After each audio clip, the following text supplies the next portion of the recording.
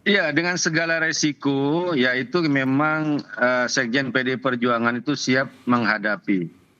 Ya, seperti yang disampaikan tadi, bahwa kita juga ngelihat sekarang, ya anggota DPR RI dari PDI Perjuangan, Rieke Diah Pitaloka, menyampaikan secara kritis di parlemen, di sebuah lembaga yang terhormat, ya, dan itu dilindungi oleh undang-undang, tapi kemudian dilaporkan ke MKD dengan tuduhan memprovokasi.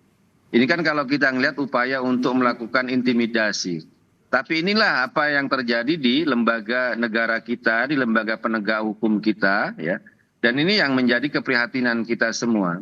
Jadi ketika melihat lembaga-lembaga seperti ini, ya, mau yang namanya KPK, kepolisian, kejaksaan, termasuk juga parlemen, ya. Pertanyaannya adalah apakah masih bisa dipercaya untuk melaporkan kasus-kasus yang juga menyangkut internal lembaga-lembaga ini dan nama-nama yang petinggi-petinggi negara baik yang menjabat ataupun tidak menjabat. Kan pertanyaannya di situ. Lapor ke KPN, lapor ke parlemen, nanti parlemennya dipanggil oleh MKD.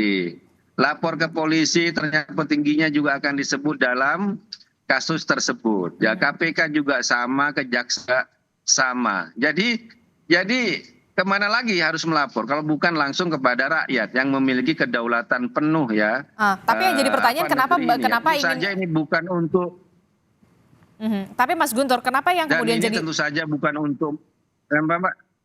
Ya, Oke, Mas Guntur, tapi yang bagaimana? jadi pertanyaan selanjutnya adalah kenapa baru sekarang ingin dibongkar, bahkan dititipkan ke Bu Kony ke Rusia, kenapa nggak dari dulu dibongkar? Jadi orang bertanya-tanya juga apakah kemudian ada hanya bluffing atau bagaimana begitu? Jadinya kan juga bertanya-tanya. Enggak. Kan sebenarnya kasus-kasus yang akan nanti disampaikan tidak hanya kasus baru, Mbak. Kasus-kasus lama yang sudah pernah muncul di KPK, pernah muncul di Kejaksaan, pernah muncul di kepolisian, tapi tidak ada tindak lanjut, ya kan? Ya kalau itu kan terkait, kalau ditanya kenapa dibongkar sekarang, ya kenapa KPK nggak mau bongkar? Kenapa nggak mau melanjutkan kasus-kasus tersebut? Kan di situ masalahnya kan.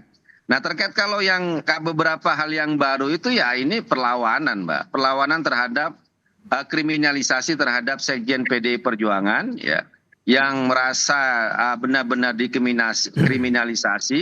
Persoalan di sini lebih banyak kepada persoalan politik, bukan persoalan hukum. Kemudian juga secara berlebihan mencekal Bapak Yasona Lauli, padahal beliau baru statusnya itu adalah saksi dan nggak pernah merintangi, selalu kooperatif selama ini menjadi saksi dan nggak mungkin kabur.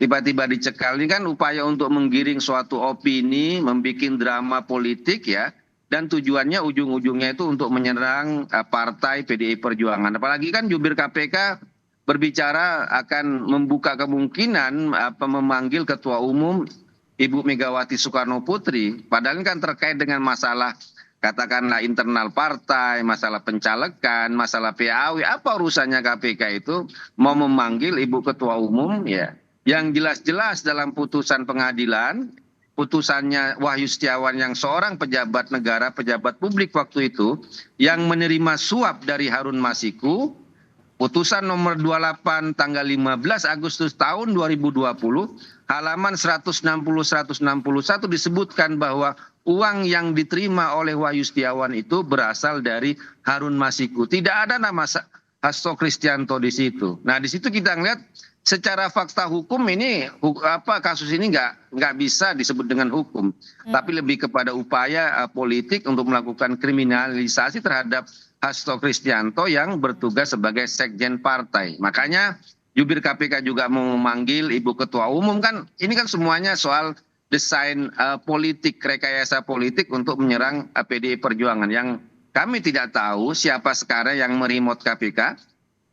KPK sudah menggeledah Bank Indonesia, sudah menetapkan tersangka oleh Deputi Penindakan, tapi kemudian lewat jubirnya itu diralat.